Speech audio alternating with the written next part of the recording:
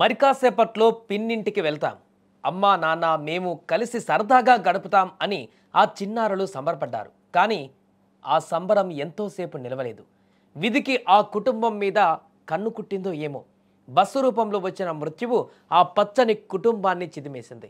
కళ్ళెదుటే అమ్మ విగతజీవిగా మారడాన్ని చూసి ఆ పిల్లల గుండెలు పగిలాయి. నాచారం హెచ్ఎంటి నగర్ కమాన్ వద్ద శనివారం రాత్రి జరిగిన ఓ ఘోర రోడ్డు ప్రమాదం ప్రతి ఒక్కరిని కంటతడి పెట్టిస్తోంది.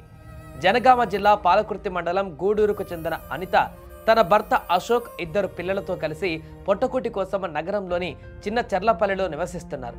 అశోక్ ఫ్యాన్సీ షాప్ నడుపుతూ కుటుంబాన్ని పోషిస్తున్నాడు. ఆదివారం సెలవు కావడంతో ఉప్పల్లో ఉంటున్నటువంటి అనిత సోదరి ఇంటికి వెళ్లాలని ఆ కుటుంబం నిర్ణయించుకుంది. శనివారం రాత్రి 10 గంటల సమయంలో ద్విచక్ర వాహనం పైన నలుగురు సంతోషంగా బయలుదేరారు.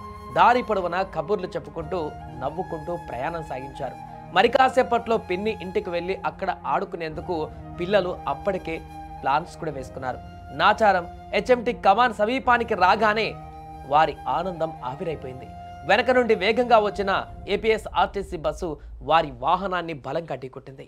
ఈ ప్రమాదంలో అనిత బండిపై నుంచి కింద పడిపోగా తలకు బలమైనటువంటి గాయం కావడంతో అక్కడికక్కడే ప్రాణాలు కోల్పోయింది.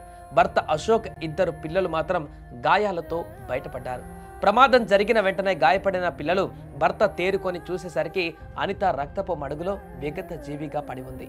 అమ్మా లే అమ్మా అంటూ ఆ చిన్నారులు చేసిన ఆర్తనాదాలు అక్కడ ఉన్నవారందరిని కూడా హృదయాలను కలిచివేశాయి.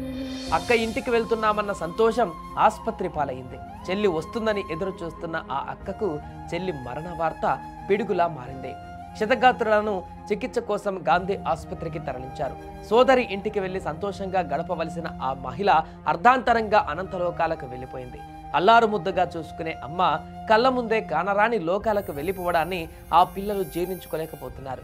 పోలీసులు ఈ కేసును నమోదు చేసుకుని దర్యాప్తు చేస్తున్నారు. ప్రమాదానికి సంబంధించిన పూర్తి వివరాలను కూడా సేకరిస్తున్నారు. ఏదేమైనా కూడా ఒక కుటుంబాన్ని మొత్తం కూడా చిన్నాభిన్నం చేసింది ఈ ప్రమాదం. సరదాగా పిన్నింటికి వెళ్ళి ఆడుకుందాం అనుకున్నటువంటి ఆ పిల్లలను పూర్తిగా తల్లిని పిల్లలుగా మార్చేసింది. దీంతో ఈ ఘటన జరిగిన వెంటనే అక్కడ ఉన్నటువంటి తోటి ప్రయాణికులు కానీ స్థానికులు కానీ ఆ ప్రమాదం జరిగిన స్థలానికి చేరుకున్నారు.